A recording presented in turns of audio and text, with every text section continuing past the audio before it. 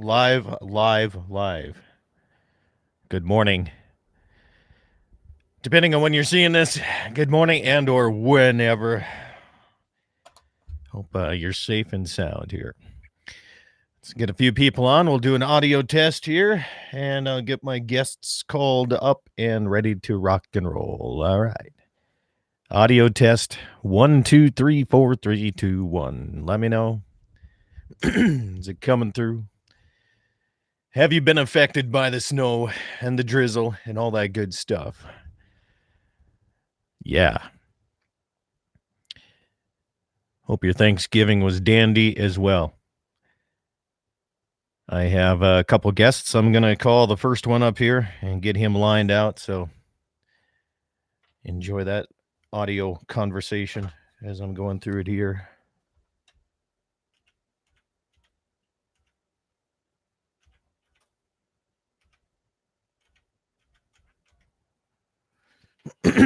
Yes, sir.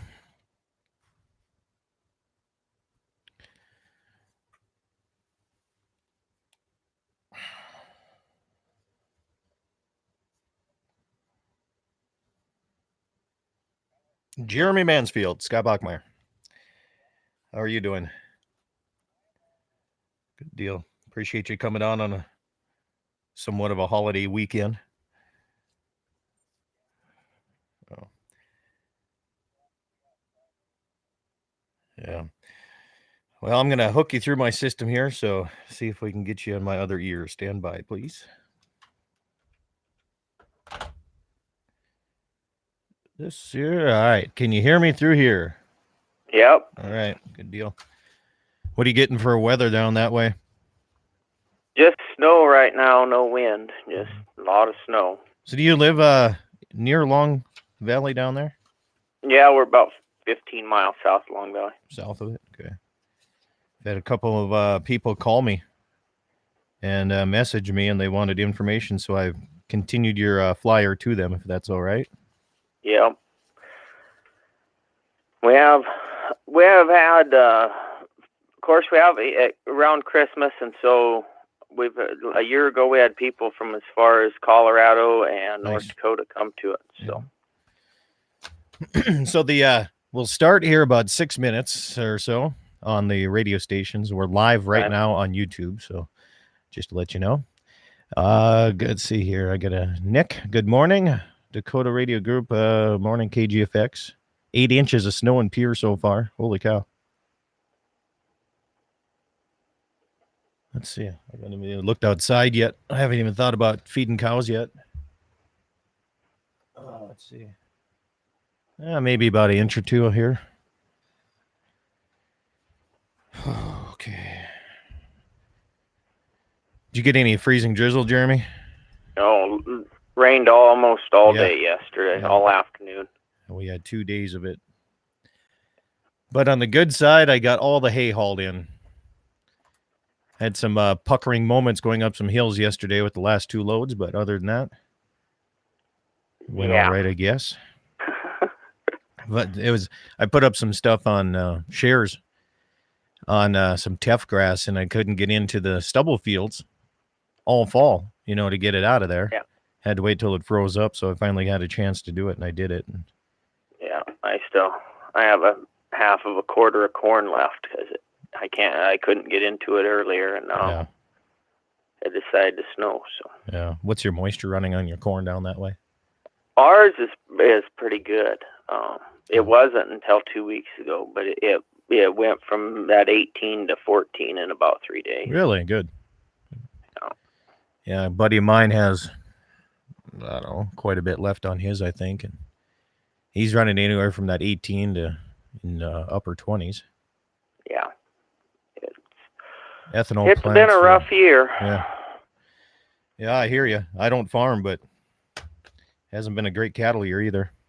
No, it's been hard. It's been hard all year. It was hard getting cows to pasture. It was hard getting cows home from pasture. Yeah. I have to say mine weaned really fast because they were ready. They were ready to get those calves off of them. They didn't beller a whole heck of a lot. They were ready to go to winter pasture.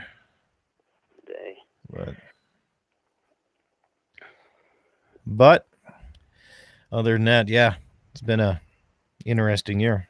I know for one thing, I wouldn't want to be my banker this year. I don't think I want to be anybody's banker this year. Oh man. It's not only that, but nobody ever thought that too much rain would ever happen in western South Dakota. No. No. And same in my area too. Yeah. Was just the calf prices aren't real good, and the corn prices aren't real good, but the extra expense was not figured into that equation at all, from the mud and the snow and right and that kind of stuff. But yeah, it sure seems the prices of everything and fuel and your seed and your fertilizer and your spray, and on my side, the vaccines and everything and all that continue to go up no matter what happens to the calf price. But we don't do it for the money, Nope.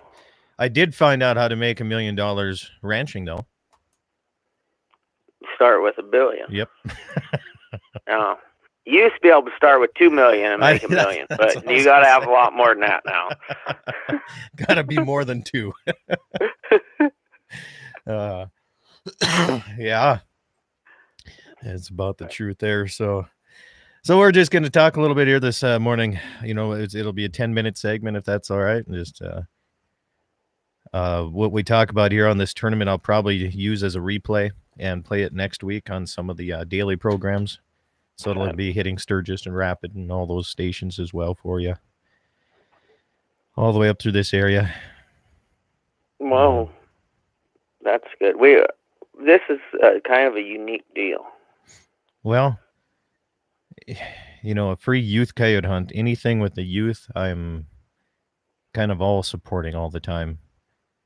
I really am. And in a town of 6 people and 3 dogs, you usually don't have a turnout like this. Yeah. Well, sometimes they understand that's kind of more of an important area to go to. I don't know if Sturgis is doing their hunt this year or not here. I messaged them and I can't get any answer from them this year, but we'll see.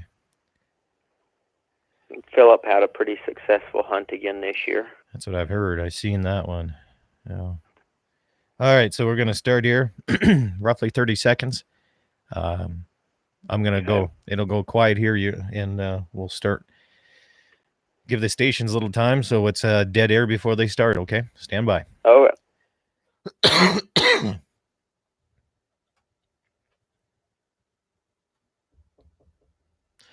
All right, stations, 10 seconds on mark.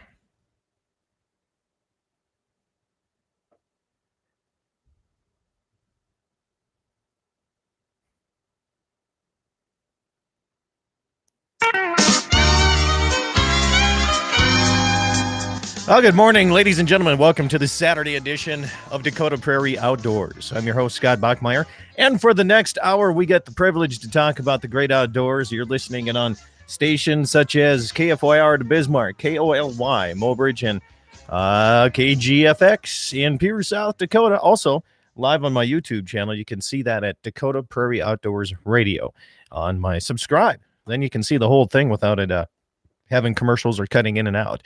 Hey, kind of a blustery thing here. If you're thinking about traveling in western side of North or South Dakota, don't. Both maps show no travel advised in West Dakota.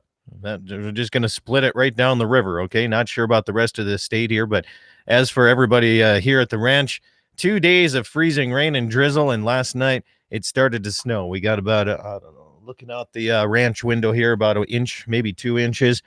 8 inches of snow in Pierce, South Dakota so far this morning.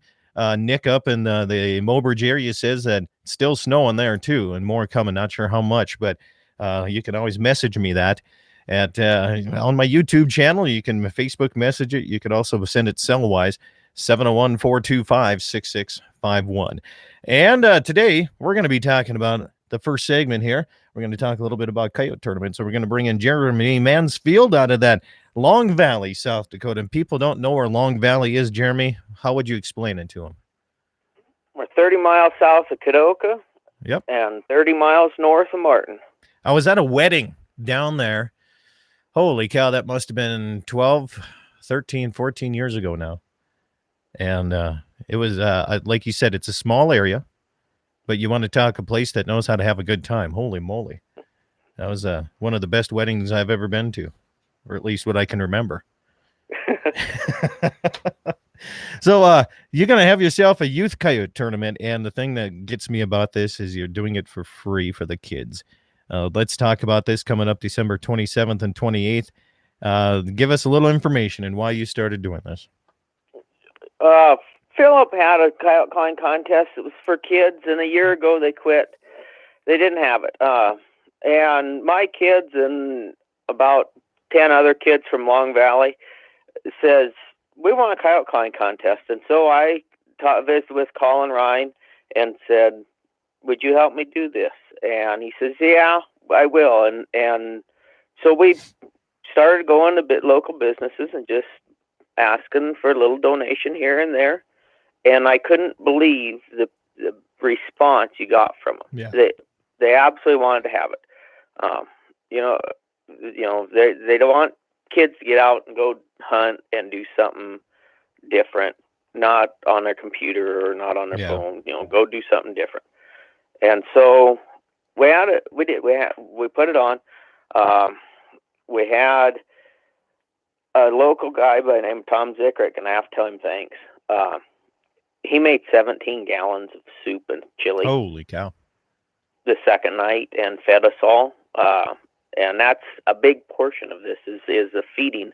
We feed everybody both nights. And I think the second night we fed almost 300 people. We had 101 kids entered in it a year ago. 95 of them checked back in, and I think they shot 16 or 19 coyotes. Nice. The kids shoot coyotes.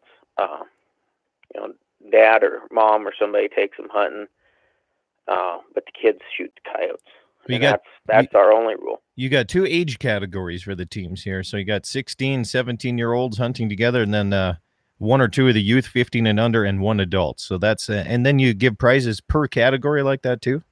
Yeah. Okay. We have a couple leather workers in the area make custom-made slings. And, you get a gunsling when you're 12 or 15 years old, you keep it your whole life. And so they make custom-made slings, and whoever shoots the most coyotes out of each category wins a sling. Nice. We had some people that donated guns or some businesses that donated guns for the door prizes. We gave away 3 guns last year and plan to do that again this year. Awesome. So when do people check in? When do they register and all that good stuff? Check-in is Friday night, 27th at 6:30. And we're going to have a little get-together and have supper and explain what we're doing, kind of rules. And have a little demonstration on calling coyotes. Then take off and go home, go to bed. Come back next night at 6:30. Try and be there before 6:30. Check back in, and we'll have supper again and give away door prizes and announce the winners and visit and have a good time. Sponsors are a big deal when it comes to stuff like this. So tell me, let's give them a little push on the radio. Tell you who your sponsors are for this tournament, because that's kind of an important thing, especially when it's a free hunt for coyotes or for youth, man. We had over 50 some sponsors. Oh, okay. I was just looking at the ones on your sheet here I have in front of me. Those are all people that donated, over $200. Well, let's hit them and let's go for them then. And Lynn's Dakota Mart, the Phillip Livestock, and the Predator, the Jackson and Hagen County Predator District. I don't even know who all made it on the flyer this year. Well, you got Vortex Optics. Oh, Vortex did. The Martin Pheasants Forever. Yeah, and one other one that donated a lot a year ago and is Fox Pro donated calls to all the kids. And that's a big deal. If a kid, we had a lot of kids that never been to a Coyote Klein contest before or ever went called Coyotes. And Fox Pro come in and says, we'll give every kid a call. That's awesome. And and those are all hand calls, I assume, not electronic calls. Yeah. Yep, all hand calls. And easy, starter hand calls. Ones for a kid that doesn't know how to call Coyote can learn on. Yeah. I'm guessing like closed read calls and all that good stuff. Yeah, they're just closed read call. And that's what we're looking for, because there's a lot of kids that are, we had kids from 3 years old clear up to 17 years old. And so, of course, 3-year-olds have never been calling Coyotes before. But they can sure blow on a call, can't they? They sure can. Yeah. And they can watch dad or uncle or somebody, do it, and they want to do it, and that's how you learn how to do it. Yeah. And if you start at 3, it's not near so hard to learn later on in life. Yeah. Well, if people want to get signed up, how do they do it? Just show up Friday night. If the weather's bad or you're at a ball game, give myself or Colin Ryan a call and say, we just can't make it. We'll be there tomorrow night. Okay. We don't do anything early. Really, just show up Friday night. That's awesome. And that's at the Long Valley Hall in Long Valley, South Dakota, south of Kadoka. Well, Jeremy? Well, that's the big building west of the highway. So. Yeah. I'm guessing it's not that hard to find. Not too hard. Yeah. The one with all the cars around it. Yeah. Well, I tell you what, I appreciate you coming on the program, and hopefully we can get some more people signed up and pushed your way. And thank you for your time here, and hope hope you don't get snowed in too deep down that way. Yeah, thanks, Scott. Let everybody know everybody's invited to this. Sure. If you're from Rapid or something and you just can't make it Friday night, but you want to be involved in it, call me and let me know, and we'll make things work and show up Saturday night with your Coyotes. Perfect. All right, Jeremy Mansfield is the Long Valley Free Youth Coyote Tournament, and we'll be back with more coming up on KFYR, KOLY, and KGFX right after these messages. Dakota Community Wealth Management's trust advisors use your wealth to support your family and those you care about. Whether you are just beginning to accumulate wealth or already have significant assets, our wealth management and trust professionals offer a complete array of customizable services to fit your needs. Visit dakotacommunitybank.com or ask for Dakota Community Wealth Management Department to ensure your legacy. Mandan Sporting Goods, 210 East Main. Joe's with me here once again. We're talking ammunition. You want one of the largest selection of ammunition. Joe, why do you carry so many, and prices are better than box stores? What's going on? Well, you got to make the price to where everybody can kind of afford it. I mean, we still have to keep the lights on, but, you want to make it so everybody can still shoot. And the wide selection, we have a lot of oddball calibers that nobody else covers, but hey, if they want it, they come in, they get it. One of those oddball calibers is? Well, this morning I got some 30-40 Craig. Nobody else had it. I got it. And then there's a few of them like that. If a person's looking for the widest selection of ammunition, even if it's a little bit oddball, is that including you guys here, the oddballs too? We're all just nice guys. We're not oddballs. 210 East Main. It's Mandan Sporting Goods. Stop by. We want amazing innovations to drive progress for generations. We want jobs and careers for generations. We want American energy production that protects our land and the wildlife for generations. Today, the advanced technologies deployed by the North Dakota oil and gas producers are making that happen. And with the promise of emerging technologies, the energy of North Dakota has a very bright future for generations to come. This message is brought to you by the North Dakota Petroleum Council. To learn more, visit energyofnorthdakota.com. Hi, this is Kevin Pfeiffer with Pfeiffer's Auction Company. Pfeiffer's upcoming November land auctions include crop, pasture, and hunting land auctions in Oliver, Stark, Trail, Bottineau, Golden Valley, Cavalier, Pembina, and Grand Forks counties in North Dakota, and the following counties in Minnesota: Ottertail, Clay, Becker, and Nicollet. For more information, call Pfeiffer's 877-700-4099 or view all of these auctions and many more at Pfeiffers.com. The North Dakota Stockmen's Foundation will host a night of fun-filled Western elegance at the Stockmen's Ball, December 7th in Bismarck. Come enjoy prime rib, auctions, entertainment, and dancing to the music of Kyle Schob and the Wacom Boys. Build a legacy for the state's cattle industry through the foundation, which provides scholarships, disaster relief, research support, and more. For ball tickets, call 223-2522. That's the Stockman's Ball, December 7th in Bismarck. Western Frontier Insurance.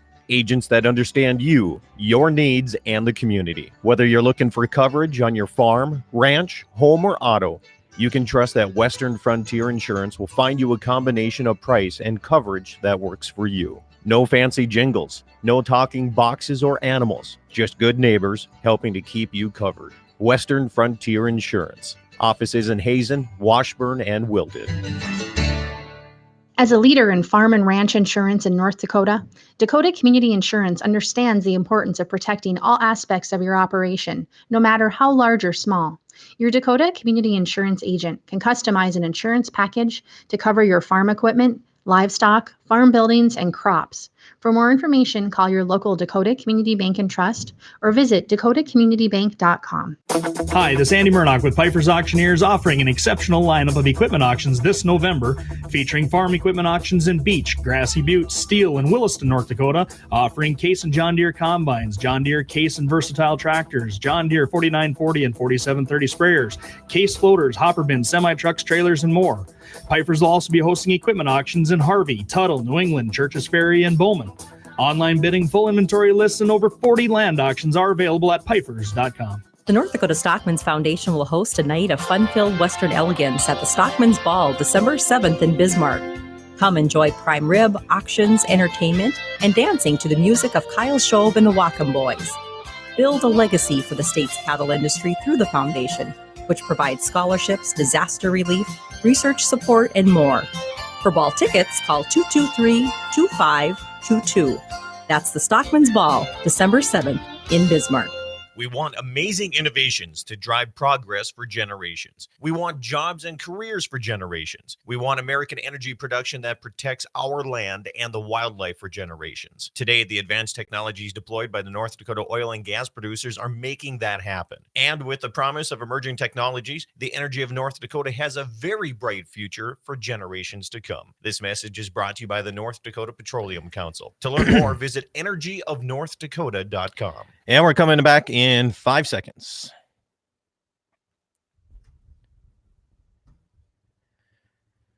Welcome back, everybody. Dakota Prairie Outdoors Saturday edition continues here on KFYR, KOLY, and KGFX, and on my YouTube channel. You can always go to Dakota Prairie Outdoors Radio, subscribe to the channel, watch it right there, just like Tenley Brecht is doing up in the Bismarck area. So, Tenley, we know you can outshoot your dad any time of the day, so good luck with that. Trying to teach him a little bit more on how to use a 6.5 Creedmoor. Other than that, here 12 inches of blowing or 12 inches of snow in the Mobridge area. Winds blowing 20 to 30. 8 inches down in Pierre, South Dakota. Jamie P. Olson out of CoyoteHunter.net. How many inches of snow you got in Wyoming right now?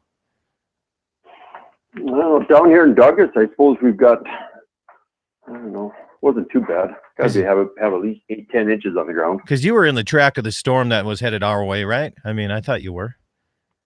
Yeah, but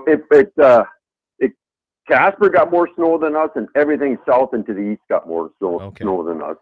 We're right on the edge of the north edge of the Laramie Range, and maybe we got some protection this the way the route went. But I was up in Casper yesterday. They got way more snow than we did.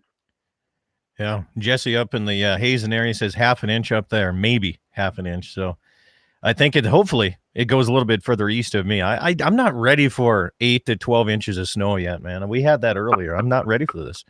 You know, a couple inches, 3-4 inches makes coyote calling a lot easier. You can spot them a little bit easier because, you know, they're blending into the Badlands pretty thick right now when there's no snow cover. So it's a little hard to see them. And we have decent cover right now, too.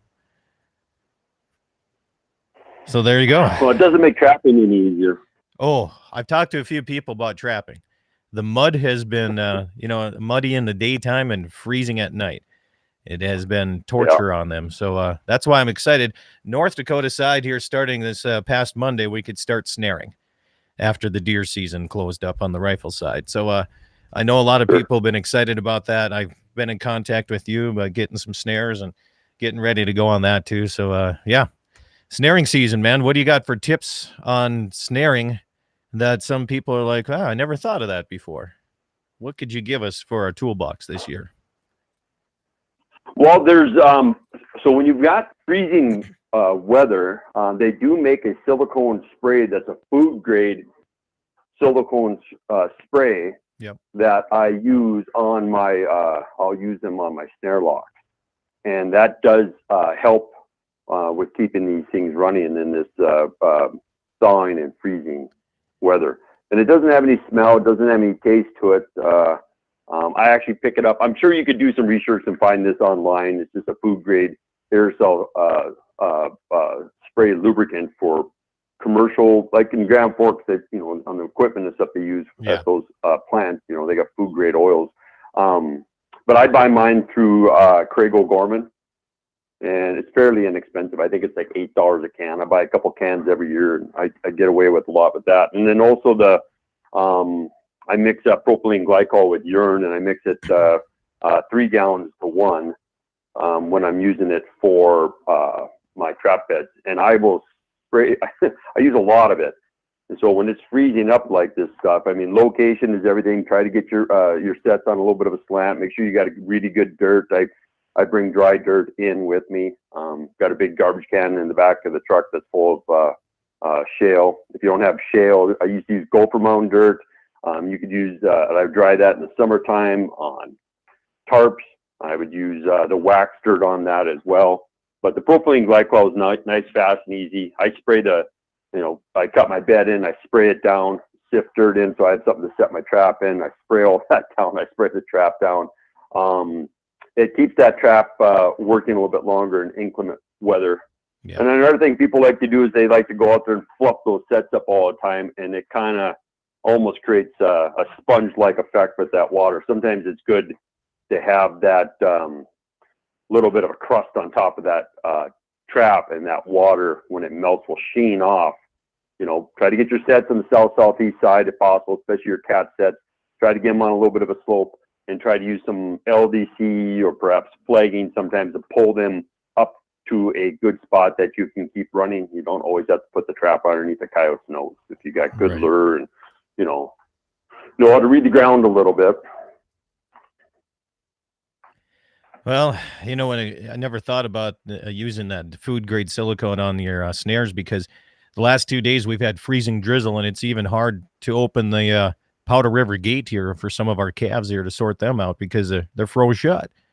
And I suppose that would happen with those snares too. How about when it gets to the point where, you know, over the next 24 hours, we're supposed to get anywhere from 1 to 50 inches of snow, according to whichever person you listen to.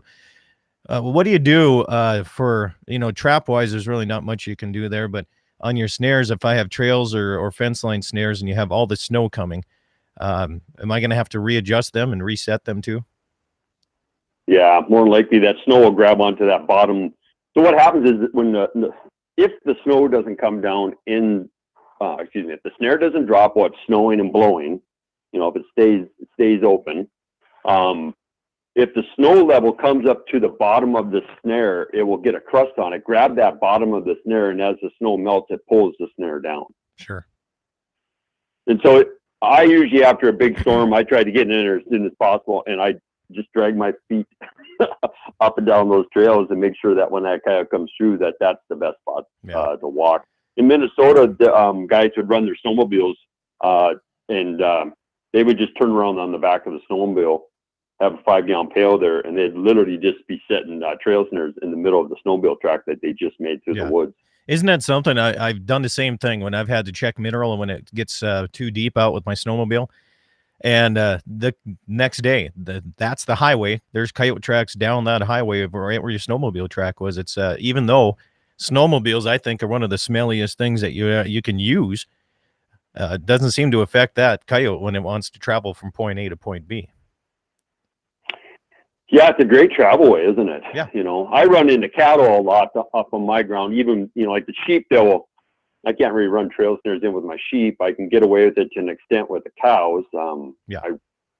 Even if I do catch cow, they usually, with the breakaways I'm using, they just pull right out of them. I don't think it's any issue. But you get a bunch of cows that are moving through moving through your drainage, and all of a sudden you don't know what trail is what anymore. But same thing with the deer. If you got deer that are working, you know, as a feeding ground where you're trying to snare, It's just you can't keep the stuff open. You just kind of have to move further away from that feeding ground and catch those coyotes as they're moving in. They're further out. Sometimes it's a half mile or better. So what if you have, okay, so the snow hits, I go to my east pasture where there's no cattle, but I find a whole bunch of trails the next day that either deer or the elk or something came through and made. Can I use some of those trails to set some trail snares on or not? Yeah. So I would try to set up, if it's a good brushy spot, I would try to get some sort of draw over there, whatever that might be for you. But sure, like some sort of draw station. I would have this, and while I'm doing that, I put all the snare supports up already. And there might be, for me, for something like that, I might have anywhere from 10 to 30. It might be as high as 40, 50. It depends on the length of the drainage. But anyway, so you'd get that set up, and sometimes all that commotion and stuff like that, that smell of death, a lot of times those elk and stuff are going to just stay out there altogether. It isn't going to keep them all out. But if it's an area they're not really using anyway, and then you add something like that, generally that kind of curiosity. It isn't always true with the cows. Sometimes, especially with the yearlings, they're going to come and look at everything that seems out of place. But those elk are just kind of not going to mess with that stuff. Okay. But never say never. But with those bigger animals and the breakaways that a guy is using, I just don't ever really hold those animals, you know, and just pop out of there. Yeah. Well, I tell you what, we're up against a break here. We're going to come back and talk a little bit more. I got some text messages coming in with some questions for you here. We on actual calling in coyotes too. So if folks want to call in, it's 888-9-DAKOTA. That's 888-932-5682. That's 888-932-5682. It's toll free. Feel free to call in as we have Jamie Olson from CoyoteHunter.net. Got a couple of tournaments coming up here too in the Dakota Territory, so we're going to talk about that. And hopefully you're staying safe. Again, no travel advised on the west side of North or South Dakota right now, and probably more so in the central and eastern side. That it might become more prevalent as this storm rolls through here. More coming up your way. Dakota Prairie Outdoors after these messages. KFYR Bismarck, KOLY in Mobridge, and KGFX Pierce, South Dakota. Back after this. Dakota Community Wealth Management's trust advisors use your wealth to support your family and those you care about. Whether you are just beginning to accumulate wealth or already have significant assets, our wealth management and trust professionals offer a complete array of customizable services to fit your needs. Visit dakotacommunitybank.com or ask for Dakota Community Wealth Management Department to ensure your legacy. Mandan Sporting Goods, 210 East Main. Joe's with me here once again. We're talking ammunition. You want one of the largest selection of ammunition. Joe, why do you carry so many, and prices are better than box stores? What's going on? Well, you got to make the price to where everybody can kind of afford it. I mean, we still have to keep the lights on, but, when you want to make it so everybody can still shoot. And the wide selection, we have a lot of oddball calibers that nobody else covers, but hey, if they want it, they come in, they get it. One of those oddball calibers is? Well, this morning I got some 30-40 Craig. Nobody else had it. I got it. And then there's a few of them like that. If a person's looking for the widest selection of ammunition, even if it's a little bit oddball, is that including you guys here, the oddballs too? We're all just nice guys. We're not oddballs. 210 East Main. It's Mandan Sporting Goods. Stop by. We want amazing innovations to drive progress for generations. We want jobs and careers for generations. We want American energy production that protects our land and the wildlife for generations. Today, the advanced technologies deployed by the North Dakota oil and gas producers are making that happen. And with the promise of emerging technologies, the energy of North Dakota has a very bright future for generations to come. This message is brought to you by the North Dakota Petroleum Council. To learn more, visit energyofnorthdakota.com. Hi, this is Kevin Pfeiffer with Pfeiffer's Auction Company. Pfeiffer's upcoming November land auctions include crop, pasture, and hunting land auctions in Oliver, Stark, Trail, Bottineau, Golden Valley, Cavalier, Pembina, and Grand Forks counties in North Dakota, and the following counties in Minnesota: Ottertail, Clay, Becker, and Nicollet. For more information, call Pfeiffer's 877-700-4099 or view all of these auctions and many more at Pfeiffers.com. The North Dakota Stockmen's Foundation will host a night of fun-filled Western elegance at the Stockmen's Ball, December 7th in Bismarck. Come enjoy prime rib, auctions, entertainment, and dancing to the music of Kyle Schob and the Wacom Boys. Build a legacy for the state's cattle industry through the foundation, which provides scholarships, disaster relief, research support, and more. For ball tickets, call 223-2522. That's the Stockman's Ball, December 7th in Bismarck. Western Frontier Insurance. Agents that understand you, your needs, and the community. Whether you're looking for coverage on your farm, ranch, home, or auto, you can trust that Western Frontier Insurance will find you a combination of price and coverage that works for you. No fancy jingles, no talking boxes or animals, just good neighbors helping to keep you covered. Western Frontier Insurance. Offices in Hazen, Washburn, and Wilton. As a leader in farm and ranch insurance in North Dakota, Dakota Community Insurance understands the importance of protecting all aspects of your operation, no matter how large or small. Your Dakota Community Insurance agent can customize an insurance package to cover your farm equipment, livestock, farm buildings, and crops. For more information, call your local Dakota Community Bank and Trust or visit dakotacommunitybank.com. Hi, this is Andy Murdoch with Piper's Auctioneers, offering an exceptional lineup of equipment auctions this November, featuring farm equipment auctions in Beach, Grassy Butte, Steele, and Williston, North Dakota, offering Case and John Deere combines, John Deere Case and Versatile tractors, John Deere 4940 and 4730 sprayers, Case floaters, hopper bins, semi-trucks, trailers, and more. Piper's will also be hosting equipment auctions in Harvey, Tuttle, New England, Churches Ferry, and Bowman. Online bidding, full inventory lists, and over 40 land auctions are available at pipers.com. The North Dakota Stockmen's Foundation will host a night of fun-filled Western elegance at the Stockmen's Ball, December 7th in Bismarck. Come enjoy prime rib, auctions, entertainment, and dancing to the music of Kyle Schob and the Wacom Boys. Build a legacy for the state's cattle industry through the foundation, which provides scholarships, disaster relief, research support, and more. For ball tickets, call 223-2522. That's the Stockman's Ball, December 7th in Bismarck. We want amazing innovations to drive progress for generations. We want jobs and careers for generations. We want American energy production that protects our land and the wildlife for generations. Today, the advanced technologies deployed by the North Dakota oil and gas producers are making that happen. And with the promise of emerging technologies, the energy of North Dakota has a very bright future for generations to come. This message is brought to you by the North Dakota Petroleum Council. To learn more, visit energyofnorthdakota.com. All right, stations in 5 seconds.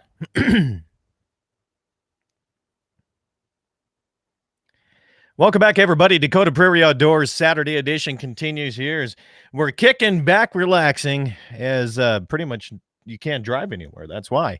More snow just started coming down here at the ranch, Jamie. I got a message from Emmett Deedy up there, and he says, I hope Killdeer gets 4 to 6 inches because him and John headed out in the morning, tomorrow morning, to cut tracks for mountain lions. So there you go. Mountain lion hunting in zone 1 is the second season, as they call it here in our area, the Badlands, where you can use hound dogs to go and track them. So I hope it works out for them. It's one animal. I'm still waiting to try to get called in. So my brother called one in a long time ago in a state where calling in lions was frowned upon. It wasn't what they were trying to do, but they had one come in behind them, got within 30, I remember what the heck it was, 35, 50 yards on a full crouch. Yeah. Mm-hmm. I'm guessing they're using distress or prey sounds to do that with. Yeah, he was just blowing on a mouth call, just doing a rabbit distress. Yeah. And I don't want, I guess if I'm called one in intentionally, but I don't want one just showing up unexpected. I hope to not see another one in our area because the last one taken was right in my winter pasture where my cows were grazing. And a buddy of mine here just last week, I had him on the air during the last weekend of deer season. He was wondering, and when he weaned his calves off, he was 5 calves short from the last time he had a count on them. And by golly, there was a deer hunter that was on the property, and he shot a mountain lion, 120-some pound male. So know where the calves went, I guess, after that. So they're around. There's no doubt about it. They're around, but there's getting to be a lot more. There is. South Dakota's mountain lion season kicks off December 4th in the Custer State Park area. So there you go. All kinds of exciting seasons coming up. But so coyote season, we're talking about that now in North Dakota.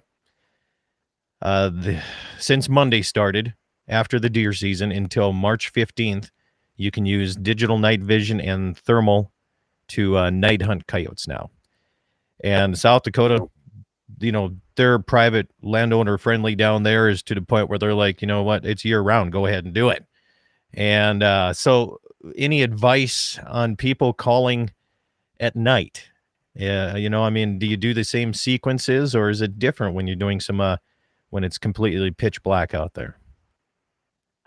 I think what happens is people, when it's dark out, they get a little I don't know if the right word, lazy is probably not the right word, but those coyotes, you still got to hunt them the same way. Sure. You still got to pay attention to the wind. You still got to pay attention to noises. I mean, they're definitely at more of a disadvantage on a new moon. That thermal stuff is amazing. I've been using some of that Pulsar brand Accolade. I've had the range finding binoculars for about 6 months or some darn thing. I just sent them back, and those are. It's about time, because I'm waiting for you to send them back so I can get them. I think they got more than one pair, but I feel you, man. Oh man, I've been on a waiting list with Kevin forever on those things, man. Yeah, pretty good guys. I was on the phone with him this week, actually, just kind of filling him in on some of the stuff I was able to do with those. But I think if you could get a pair of those set up on a tripod, and then I know a lot of guys are standing in those thermal situations, but I think it has more to do with the terrain, North Dakota Badlands and stuff like that. I just don't see a guy standing up. But if it's a new moon, maybe it's not a big deal. But if you've got some moonlight out there, you just can't. You're not going to get away with that. You're not going to get away with you silhouette yourself. You're just as bad off as. I don't think those coyotes' eyesight, from the research I've done, I don't think you're going to find where they got some phenomenal nighttime vision. Yeah. I think those coyotes would rather hunt in the early lights or early morning and late evening. Those are still the best time to call. When we're out locating for coyotes for the airplane, back when I was working for the government, the coyotes that we heard howling between 11 o'clock and 3 o'clock per se, 10 o'clock to 3 o'clock, those were just coyotes out hunting. They were just out moving around. The information wasn't even that useful, other than that we knew there were some coyotes there. But but most of their day is spent in a relatively small area. If we were the night vision stuff that was being used by the government and a couple counties for specific problem coyotes, it was still not long after dusk is when they were having their best results. But if you've got some hunting grounds with a lot of coyotes, I would think you'd be able to tear it up and that stuff too. Yeah. But I don't see of the night hunting I've done, I just don't see where I've ever picked up anything that led me to believe I needed to be doing things any differently than I would be doing during the daytime. Sure.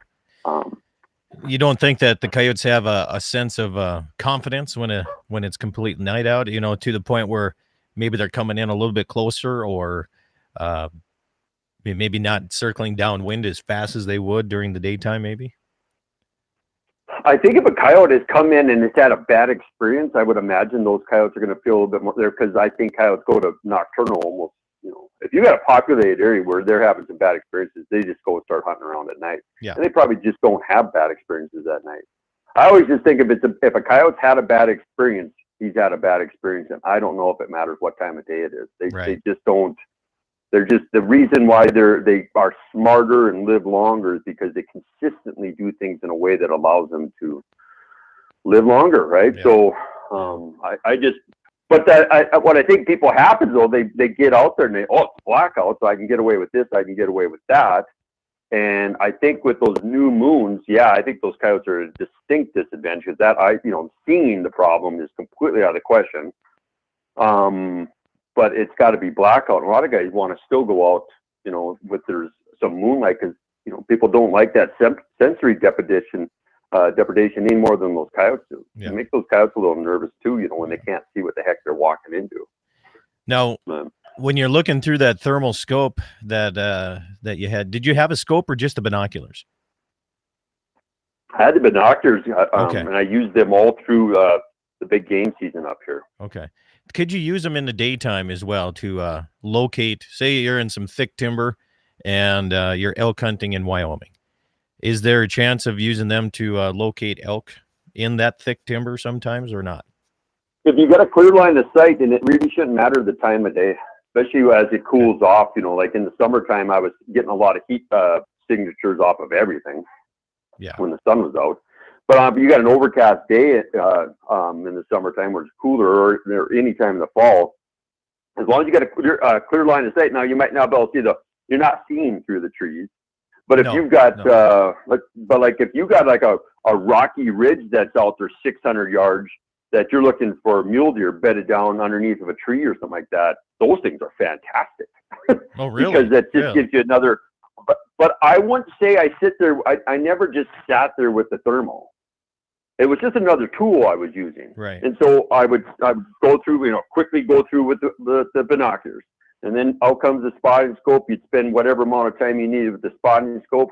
And then I would pass through with the thermal, then right back to the spotting scope, and then go back through with the thermal. And and all of a sudden you'd see like a red dot out there because you're just seeing a part of the animal. Yeah. It might be a squirrel, Yeah. And I had that where I had bear hunt, I had squirrels and stuff up in trees, but you didn't know that at first. You just seen a red dot 100 yards out there, and it might be just a small portion of that bear moving through the tree. Anyway, the same thing with you still have to follow up with a spotting scope and really kind of, because it doesn't give you that much definition, but it gives you a heat signature. If you go online, I got a YouTube channel and it's got video up there that I shot of it's a sow with 2 cubs on a bait up in the Grays River, Bridger Teton National Forest. And when those cubs got spooked, I have no idea what, it wasn't from us, and they went screaming up the tree. It's really cool footage, and you can distinctly tell it's 100 yards, Yeah. but you can tell plain as day, or at least it seems to me, that it looks like a couple bear cubs and a sow, and you really get a feel for what the heat signature looks like on those animals. It's kind of a blob, but you can figure it out, Yeah. Well, 888. And that was legal shooting hour. Okay. We got a phone call here. Let's go to the you've been sitting on hold for a while. Welcome to the program. You're on with myself and Jamie. What's on your mind today? Morning, Scotty. Hey, Bismarck. Jamie. Good to hear from you. How you been? Been great. Real great. Had a great deer hunting season. Been, every time I planned on listening to your show, I think we were putting a stock on a deer or something, so I didn't get to hear a whole lot of it. But yeah, we definitely had it on in the hunting shack. Yeah, the joys of having a Saturday morning show. I can't do the first set on any coyote tournament, and I can't get out deer hunting either. But that's how it is, So. Oh, you're a master. You don't need that first set, anyways, do you? No, not at all. No.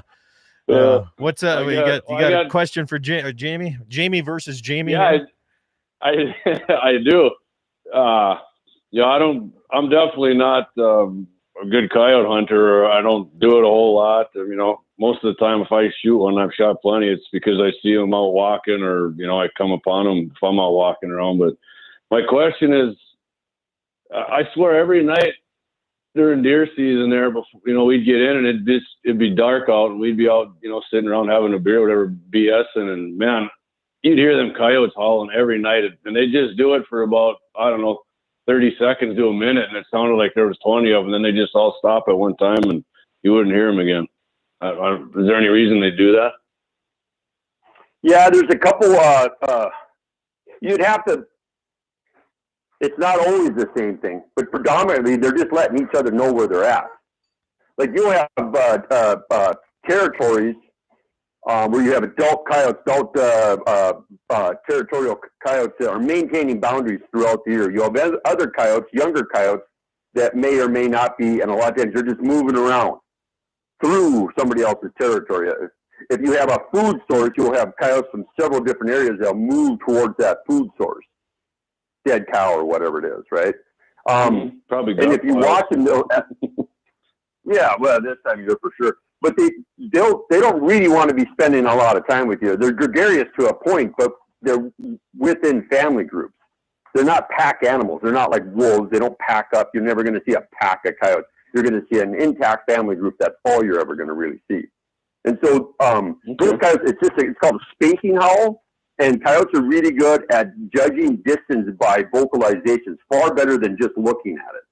And so they're just letting each other know where they're at. And once that's been established, they just quiet. So howling at coyotes doesn't always get coyotes to run you over. Sometimes, if they're not where they're supposed to be, it can have the opposite effect. They're like, oh shit, sorry about that, everybody. And then they just kind of slowly move away from you.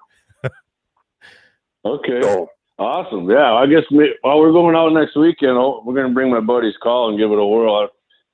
I don't know. Sometimes we had luck, and who knows? Most of the time we probably scare them off with the way we're trying to do it. But I mean, I've called them in with my mouth call too. But I don't know. Like I said, you can't hardly go wrong with a coyote. Yeah.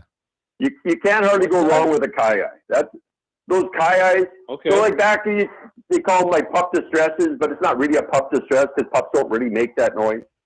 So once you got a young of the year, a September coyote, he's basically an adult coyote.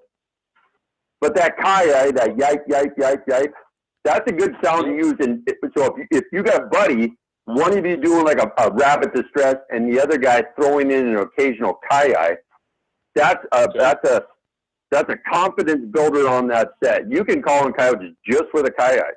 Because generally, as pups are growing up, the first sound they hear or make, it's fighting over a nipple. That's a coyote. It changes as they get older. But a coyote gets a great response, but you don't hear much of that in the wild. When I've had pups here at the house, and I've had them in a whole bunch of different ranges of age, and they just don't make a coyote noise. But when they're fighting over food, that's what they're thinking. That's what that coyote. They're not coming in to help his buddy out when they hear a coyote. That's not why they're coming back. They're coming back to steal his food. That's what it is. Okay, that awesome. Well, we're going to get. When they're fighting over food, that's when you hear those noises. That's when those coyotes generally hear those noises. They hear them often, and especially the first 3-4 months of their life, they hear it all the time because they're always fighting with the other littermates over food. So that lets them know there's other coyotes there. It gives them confidence that, okay, I'm going to go take food away from Bob over there. Yeah. Well, if they come in, there's going to be a 6'5" Creed and a 308 waiting for them. So. All right, Jamie, appreciate the call, man. Thank you. Good talking to you guys. You bet. Have a good weekend. You bet. All right. 888-932-5682. So I was just going to ask, what would be the calling sequence you would do right now? Snow coming down, maybe, we're anywhere from 3 to 8, 10 inches of snow tomorrow morning. If you go out tomorrow morning, what would be your sequence right now? First, I'd try to locate coyotes. If I could locate coyotes that there were somewhere within a mile where I'm calling from, I would probably, December, I would probably just start out with some sort of prey distress, either a fawn distress or a rabbit distress. And big long wait, because after these storms, they're generally been holed up a while, and they should come pretty readily to that. Yeah. And then once I see the coyote, if I could figure it out, read what that coyote is doing, whether he's holding up, is it a pair of them, is it 3 of them? If it's 3, it's probably young of the year. If it's a pair, it might be an older adult pair that's intact. Or if you just got some lone pup running his butt off after that first sequence, I would just let them run. If they're running at me, I'm not blowing on a call at all. Right. I stop blowing. Yeah. But, and then everything, because here's the thing, I don't really have is like, okay, this is like trappings like this. Early in the fall, you start out with dirt hole sets. Later in the season with fresh bait. Later in the season, you go to a flat set, a urine post set. Well, the urine post set is more of a territorial thing, and a dirt hole set with fresh meat on it that early in the season you're catching all your young of the year. Right? So you have a method. This is what I do. Coyote hunting, people have a tendency to do that too, and you're going to get a percentage of your coyotes, maybe even high density areas, you're going to get a higher percentage of coyotes, but you have to take some time to read the situation. Control trapping is where you're reading the situation and you're putting out there what you need at every location, the very best at every location. You don't have time to do that if you're a fur trapper. Yeah. You're just going down the 2-track and you're just banging in sets, the exact same set. You got all your gear with. Same thing with the calling. People just get into, I'm going to turn this on and just let it run, and that isn't working. But if you can read the individual coyotes and kind of have an idea, it ups your chances and can up them significantly. If you read it correctly and you know the terrain. If you know the terrain, boy, that's a big thing. Yeah. Because if I have a coyote walk away, a lot of times I know where he's going. Yeah. That's a big, long answer. That doesn't really answer your question. I would Well, start with a praise sound. yeah. I would back it up with some coyotes, you know, and at the end of the set, if I haven't seen anything, even though I had located coyotes first, I would howl.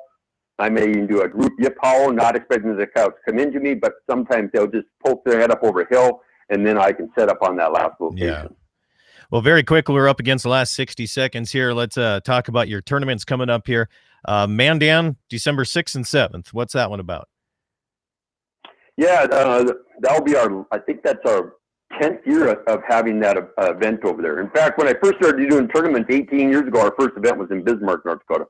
So great event, good time to be out calling. We've got a couple APF firearms that we will be giving away for the first place teams at that event. APF, Alex Pro Firearms out of Alexandria, Minnesota, has been a great supporter. Yep. We will be giving away 16 total guns this year. So that's over at the Baymont Hotel. And we'll be doing rules meeting on Thursday night, and you can register then and there if you would like. And then Bowman, North Dakota, January 10th and 11th. Yeah, Scott's projected to win this event coming up this year. That's Home right. Stomping grounds. That's right. Yep, that will be our 18th annual North Dakota Coyote Classic. It's a big event that we've put a lot of time and energy into over the years. Usually have a good showing of door prizes, some really good coyote hunters. That's usually a really good turned out tournament. Yeah, and we were doing that Pfeiffer's Auctioneering place, which is a great facility to run that event. We're really fortunate that Andy set that all up for us. That is a great guys over there. If you ever need any auctioneering done, those are the people to call. Or Scott, of course. That's right. That's right. So we're up against our time here for today, Jamie, but get this. We're going to stay after we leave the radio stations. We have a question that came in, and we're going to stay on YouTube because that's where they're watching it. So, Emmett, stay with us until afterwards. So thank you, Jamie, for being on the radio side of things, but stand by because we're going to continue with our YouTube live here. If you want to check more Dakota Prairie Outdoors, my daily program is on each one of these great stations here. Plus, you can find it on my mobile-friendly site, DakotaPrairieOutdoors.com. Have yourself a great weekend. Stay safe.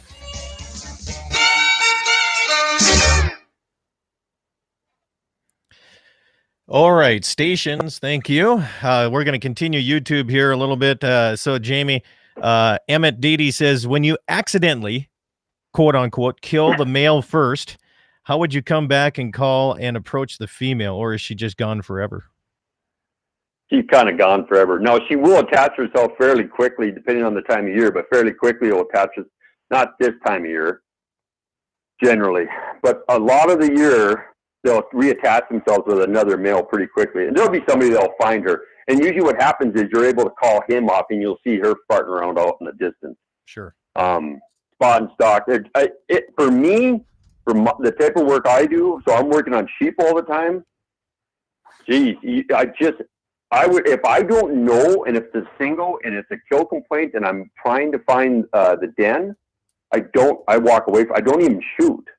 I'll let him just walk away. If I can't positively identify that's the one, if that ain't the female. So, and the reason why I do that is because it's really tough to get her after she's watched him get dumped. But vice versa, if you shoot her first and he runs off, I physically pick that. I never pick up a coyote. I don't throw him over my shoulder.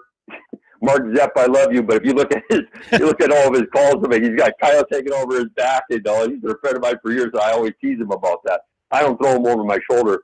But if it's in a situation like that, I pick them up and I carry them back to the truck. Or I left them there, gone and got the four-wheeler. I've drug them or picked them up and take them over to a fence, hang them on a fence, and then come back with a pickup down the 2-track.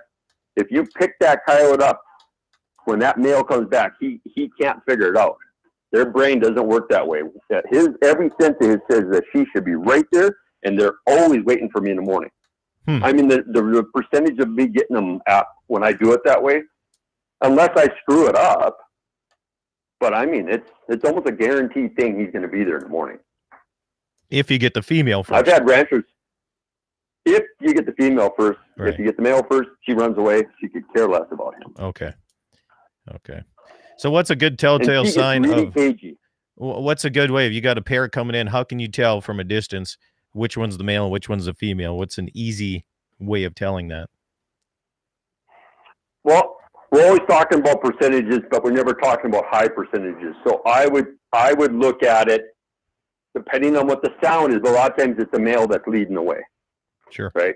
He's coming in hot and heavy. If you're using vocalizations, that might change. February and March, the female might be the one that's coming in first. If you're just using vocalization, but let's just say it's coming in on food. I would say let's say it's an adult territorial pair, I would make some assumptions it's the male, right?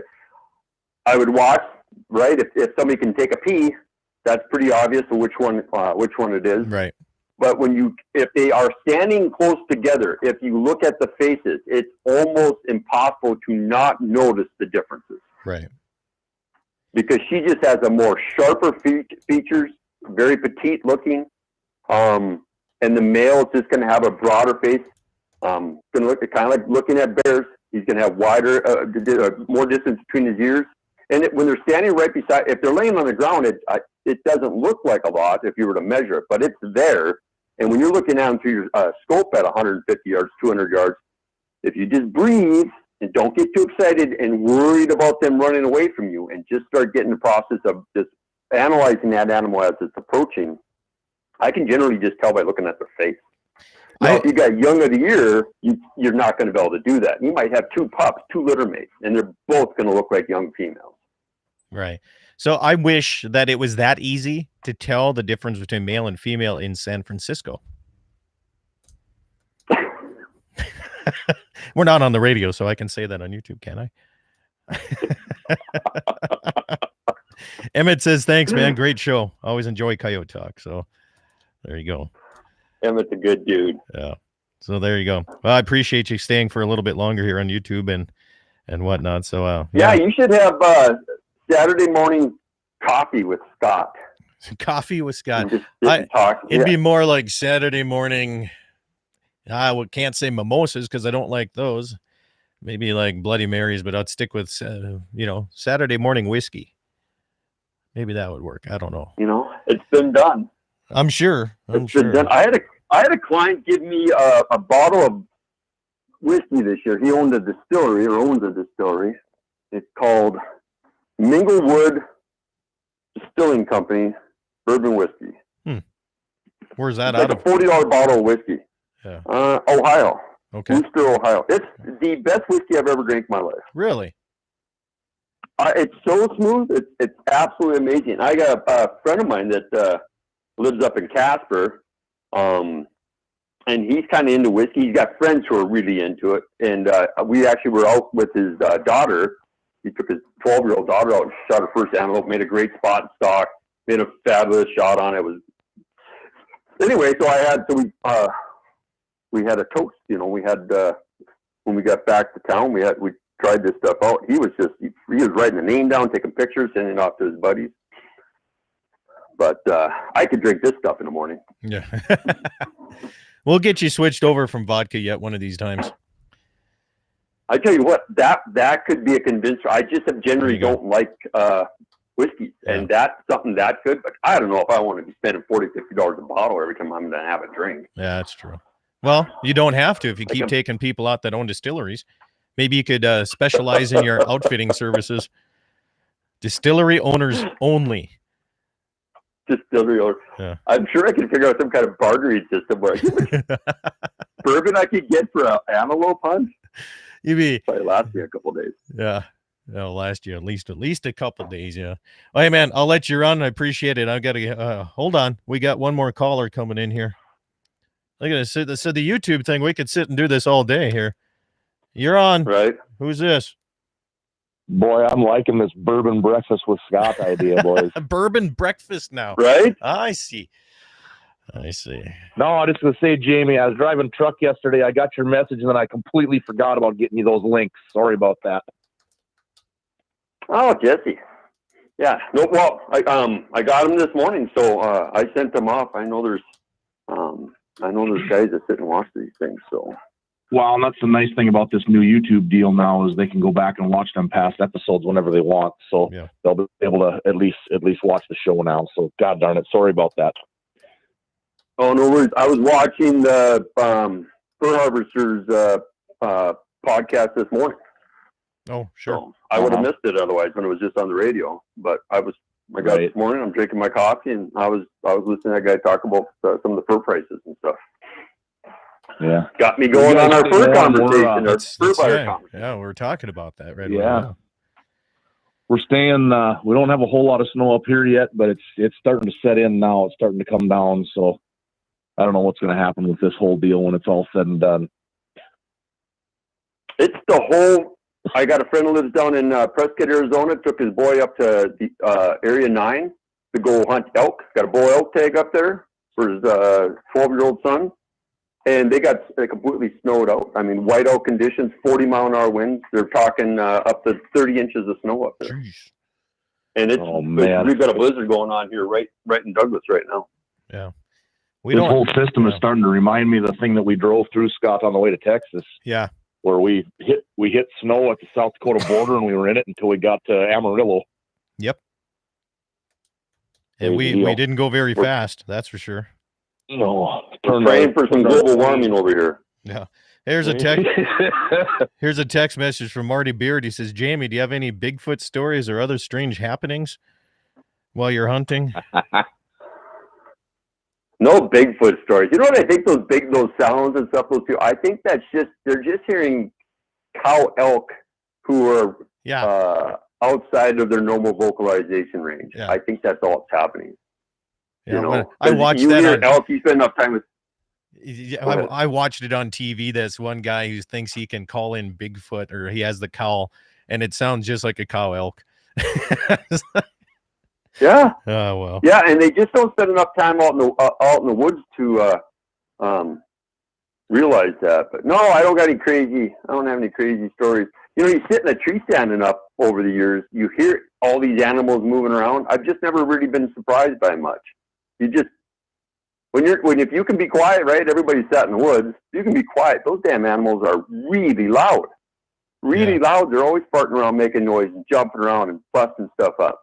Yeah. But most people can't stand still long enough to actually allow everything around them to settle down, and they can just listen, watch all that stuff. But people can't do it. It freaks them out sitting still and being quiet for that long.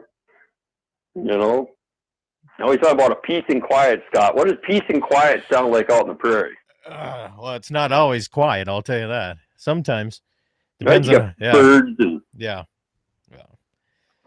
I don't know. Peace and quiet usually for me is after you get done calling your first set, and then you're sitting from waiting and seeing what comes up. That's the quiet that I like.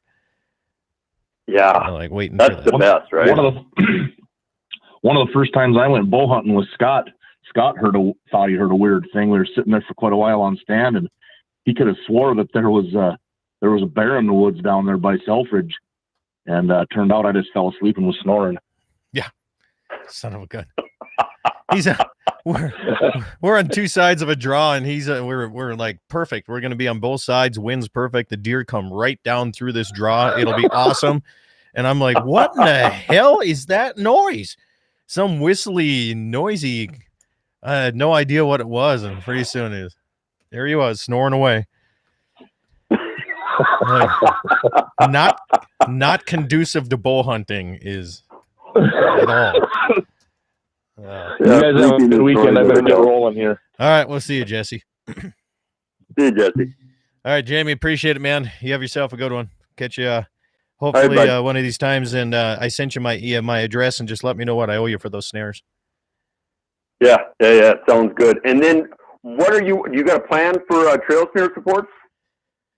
My trail snare supports, I'm probably going to use like what you said, those steel posts, electric fencing posts. 3/8 rebar. Yeah. Posts. Yep. Yeah. I think I'm going to do that. Get some, what do they call it? You don't want the galvanized number 9, right? You don't want the annealed number 9. You just want like number 9 soft. What do they call that stuff, Scott? I have some old number 9 wire. We're talking like from the 1920s, 30s. Back in my fencing. Perfect. That's going to be a good grade of carbon in there. Yeah, I mean it's like the old-fashioned stuff that they used to do horse fences with way back in the day. Still have. I always cut 18 to 24 inches of that and then weld it up. And I cut those T-posts down about 12 inches. I take about 9 to 12 inches off the top of them. Okay. How much do you have sticking above the ground? I have it at about shoulder height of the Coyote. And I usually drive that into a bush. And if I don't have a bush, I will go dig one up and plant one where I want it to be. I see. And then I will use 19 gauge wire to wire, like we have that wheatgrass out here. Yep. And I will take chop lumps or clumps of that and take 19 gauge wire and then tie that to that 3/8. So as they're going down the trail, those coyotes like their shoulder almost right up against brush as they're going around it, right? Okay. And so you can plant that little bush there or put that grass and stuff there, and then you just got your number 9 wire coming out of that off that trail support. And it doesn't have much of a profile, and that's why I'm using those micro locks these days without choke springs. I'm just trying to keep things really small, and you know. So what's the difference between your fence line snares and your trail snares? What's the major difference on those? Just length? Everything's different. It's a different cable. Okay. It can be a different lock. Like, so on the fence snares, I only use cam locks. I only use 7x7 5/64. Okay. And the reason why it is because the 7x7 5/64 is a faster loop. You will have coyotes, if you do enough snaring on fence, you will have coyotes they're going to get, they're going to walk into it, they're going to feel that loop on their shoulders, and they're going to back out. And when I use 1x19 5/64 for years and years and years. I ran hundreds and hundreds of miles of woven wire fence for years with 1x19. And I just was seeing where you could just see it where they had come into it. Right. And then when they back out, they feel it on their shoulders and they back out. And I think it's catching behind their ears. And it's a stiffer wire. It doesn't close as fast. Not even, I don't think it closes. You can put a memory in the thing. There's tricks you can do to speed up a 1x19. That's just a different conversation. Yeah. But the 1x7 will form almost a teardrop, and you're using that cam lock, which is a fairly heavy lock. You can get lighter locks that don't fall as fast, right? You get that cam lock, and the bottom of the loop, the way I do it, is supported by the bottom of the hole. And so I'm using a 11 gauge wire to support the snare right behind the cam lock, but the bottom of my loop sits on the dirt. Oh, really? You can get, if you've got a big, well, here's the thing. If you got a bigger hole, if you got a 12-inch hole, you can get it up off the ground a little bit, but you're going to catch every single rabbit that comes through that hole. Right. So if you have a rabbit population, put your snare down on the ground. I'll even back kick a little bit of dirt on it. And, you know, you got snow and ice, don't do that. And something else, but you got to play with this a little bit. If you're not catching rabbits, then don't worry about it. You want it up off the ground. You'd rather have his feet go underneath it, not into it. Right. Because if he goes into it, a lot of times it's a hip caught. Yeah. Which isn't a bad catch, but nonetheless, it's a hip caught. Yeah. But if you're having problems with rabbits, you put the bottom of the loop onto the ground, and the rabbits will just go back and forth, and you're not filling your snares all up with rabbits. Sure. Yeah, we got plenty of rabbits out here, that's for sure. Yeah, and that's why I do that, though, because when the coyotes put their shoulder into it and try to back out, it drops so fast it catches them right behind the ears. The 1x19, I think there's a percentage of them that when they back out, it just pulls the loop. You'll see the loop completely out of the hole, out of your go under. Yeah. And that's what's happening is you're backing back out of it. And I just don't see that with the 7x7. Okay. On the trail snares, though, then I use the heavier or the stiffer wire because it holds the loop better as the animals are moving down the trail. Right. They'll hit those deer right in the chest, and most of the time they just walk right through it, and it just kind of flops back into place. Yeah. That number 9 wire will bend enough and has spring to it. It doesn't, it has a good memory. Sure. And they'll come back. But if a cow comes through there, they just fold everything down on the ground. I'm gonna do most of my focus is going to be where there's no cattle and where I calve. That's my main focus for snaring, is because I've had such a crappy spring. I mean, I lost a lot of calves, so I want to try the best I can to clean that area out, which will never happen, but I'm going to, I know there's a lot of coyotes over there. So That's wrong. I would find a spot, a nice low spot, a really thick spot, and year round, I would bait that. Anytime you have a little extra time and you have a dead deer, you can move over there, or a cow or something like that, and just get those coyotes, and then always have your trail snare. So we're talking long-term maintenance, right? Yeah. I mean, I've got ranches I've been doing maintenance work on for 14 years. So snare supports are always in the ground. The anchors are always in the ground, you know? Yep. And those coyotes would get, and then and I wouldn't have it right at, you know, I'd have it a reasonable distance off of the carcass pile. Mm-hmm. You got a coyote that's hip caught that's swinging around in there. There's not going to be able, you know, it just depends on what the competition is like, but you're going to spook some of your coyotes out of it. So you want them back a little bit, but let the terrain tell you what that is. And then once you get the tracks in the snow that they're starting to come on it, you know, the birds are working. The biggest thing is to get the birds working on that. Yeah. Yeah. Right. And the birds attract all your predators. The bird sounds on stand aren't a bad idea either. Yeah. Back up a little bit on calling. I've used magpies quite a bit. Magpies. We have a lot of magpies in this country. There's an old saying, not every magpie has a coyote, but every coyote has a magpie. Yep. Yep. You know, there's a book by Dolby. It was written back in the, I don't know, late 30s, late 40s. Frank Dolby, if you're into coyotes, there's some really, really good back in the day stories from trappers and ranchers and stuff like that. Just, it's a really cool book. It's called The Voice of the Coyote. Yeah, I don't call it a successful stand unless I get a magpie coming in. You know, I mean, right? We used to look for, if I was having a slow morning in the airplane, man, I'd look for magpies. Yeah. Both me and the ranch, or me and the pilot. Yeah. Looking for magpies. Oh, there's magpies. Oh shit, there's coyotes. Yep. Magpies. Wish that was legal for me to do that. The fly? Yeah, I wish we could do that up here a little bit. I did. I've shot probably close to 1,000 coyotes out of an airplane. Yeah. Probably 1,500 hours of flying time, give or take. I don't know if I know what it is, but we had to document it all. I could look it up. Yeah. You're gonna log everything. It was, I was scared to death, man, the first few times. Scared to death. Like when we landed, I called my buddy up and I said, I don't know if I can do this. I thought I was going to shoot the strut. I was always worried I was going to shoot the strut. Well, I heard if you shoot the propeller, you keep shooting until you hit the other propeller to balance it out. Well, it's tough to hit the propeller, you know, really. You know, I mean, you can hit the propeller, but you can shoot right at it, and most of the time the propeller isn't there. Are you using rifle or shotgun? Shotgun, $4. Yeah. When you would swing on a coyote, they kind of squish that coyote down on the ground. I mean, you're 15, 20 feet off the ground, right? 65 up to 105 miles an hour. Oh, geez. You try to get that coyote to squirt out to your left. Well, then you're chasing the coyote. So when he drops down, you can't see the coyote because of the wings. So the pilot's talking to you, telling you where he's at within the slot. And then you chase that coyote off to the left. He's trying to push that coyote so he breaks off to the left. So now you're swinging your gun off the line of the prop as fast and as hard as you can. You're shooting $4, and I would generally get 3 shots off. And I can't tell you how fast that is, but that is really fast to get that many shots off.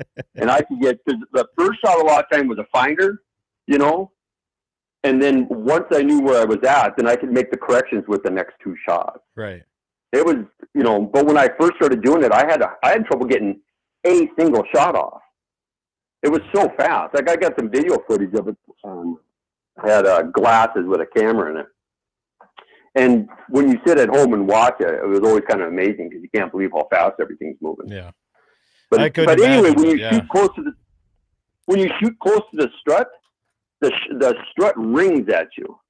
And the closer the shot is to the strut, the ring changes pitch.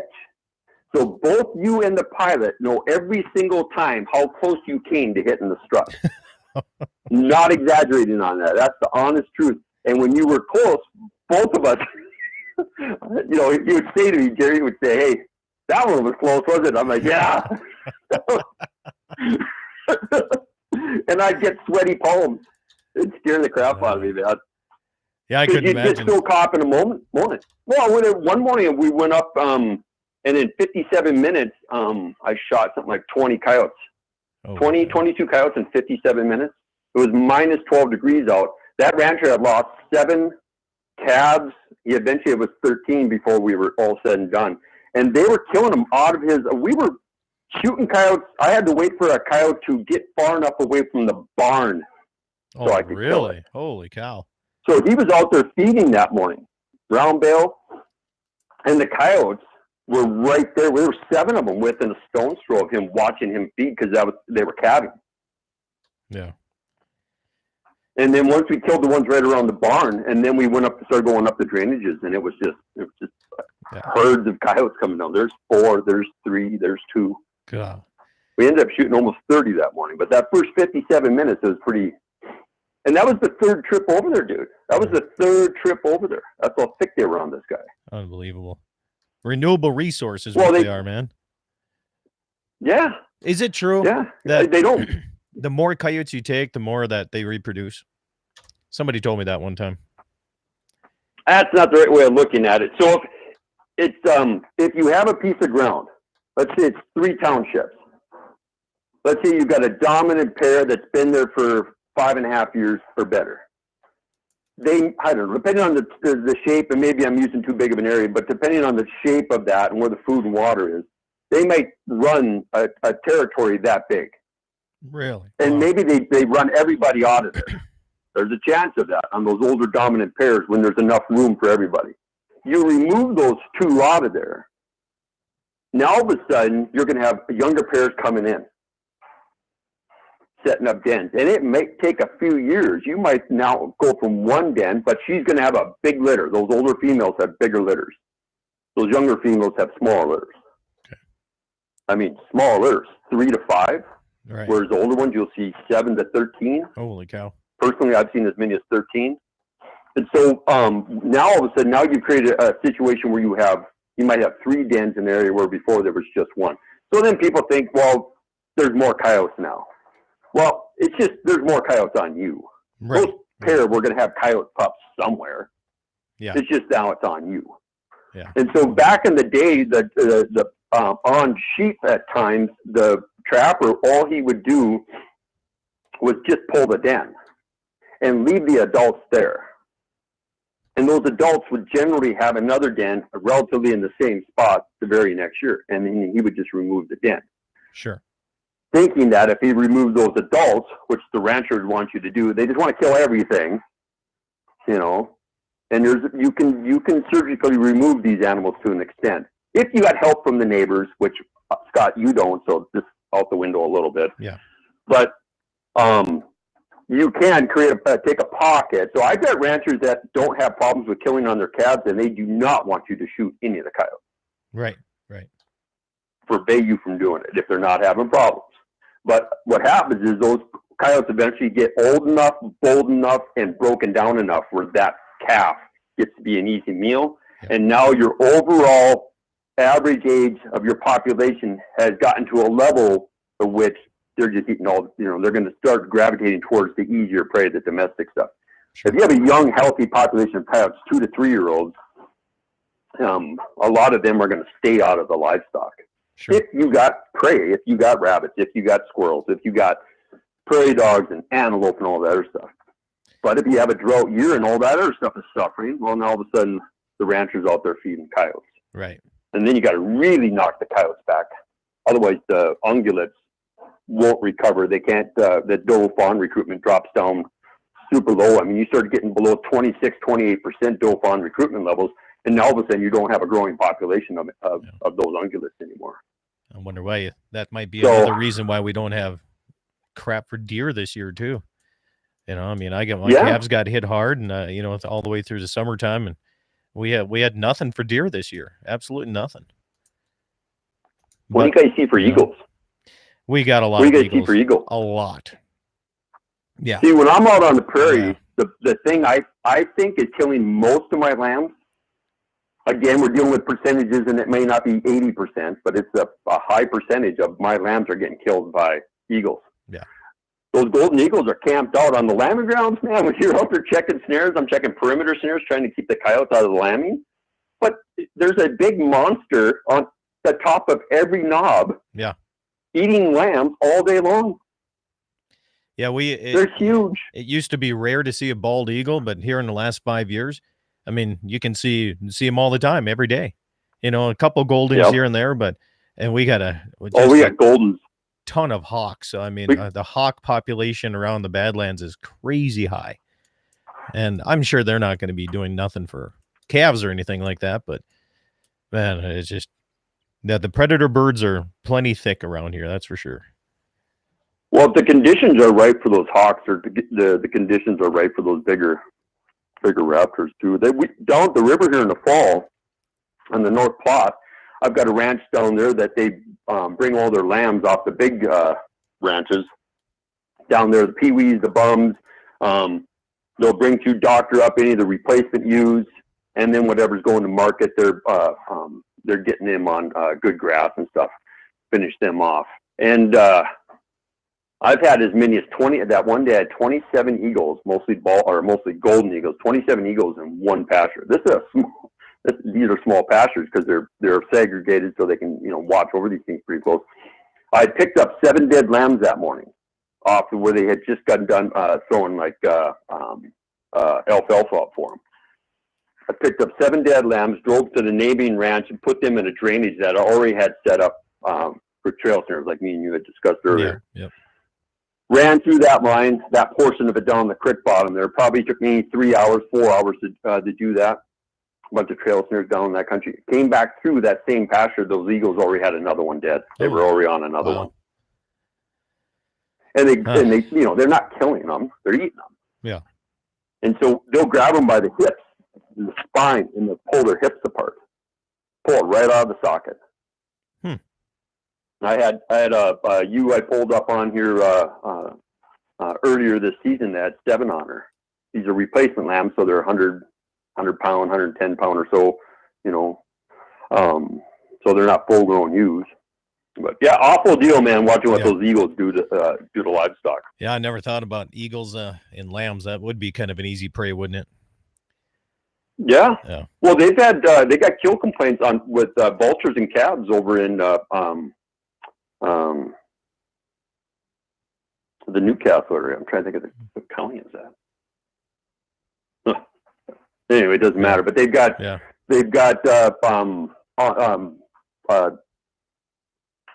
they sat and watched the vultures doing it, and they would get those calves down and pull they'd pluck their eyes out. And they were killing the vultures, dude. A mass of them. There was a whole pile of them. Those are federally protected too, aren't they?